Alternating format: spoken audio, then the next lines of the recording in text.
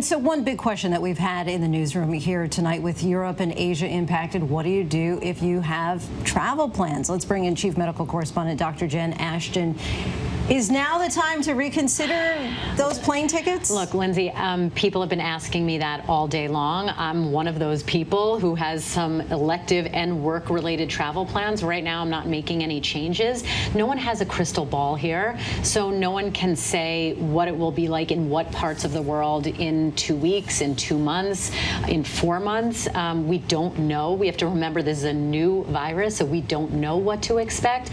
And I think for each individual who is struggling with that kind of decision, it comes down to risk benefit. You know, that's how we make decisions in medicine. So you have to ask yourself, what are the risks if I stay home? What are, cancel my trip? What are the risks if I get on the plane? It depends where you're going.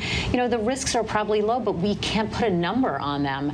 So it depends what your individual risk tolerance is. There's no easy answer to that question. We just heard from Steve Osunsame a little while ago about the warnings from the CDC. Yeah. What can the average person do to prepare? I think that it's really important when you hear the communication of public health information with this level of urgency. It is understandable to respond with some fear and maybe even panic. That's the last thing that I think any government health official wants. That's the last thing that most doctors want. So I think that some common sense precautions apply here.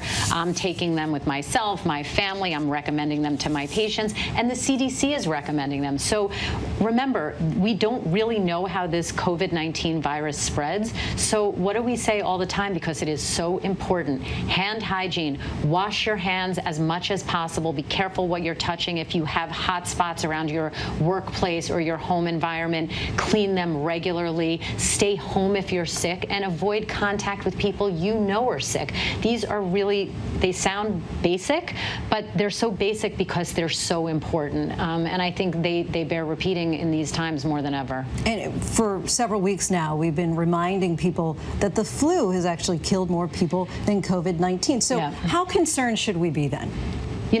We don't know. In medicine, I like to say we prepare for the worst and hope for the best always. The best actions and reactions in medicine and science are those based on fact and not fear. But I think that influenza is more of a risk to the average American right now than COVID-19. But again, that's a respiratory pathogen, and there are a lot of them circulating right now. Jen Ashton, we appreciate your time. We know Thanks, you are Lindsay. a busy lady. Busy. So thank you Good to be very with you. much. Hi, everyone. George Stephanopoulos here. Thanks for checking out the ABC News YouTube channel. If you'd like to get more videos, show highlights, and watch live event coverage, click on the right over here to subscribe to our channel. And don't forget to download the ABC News app for breaking news alerts. Thanks for watching.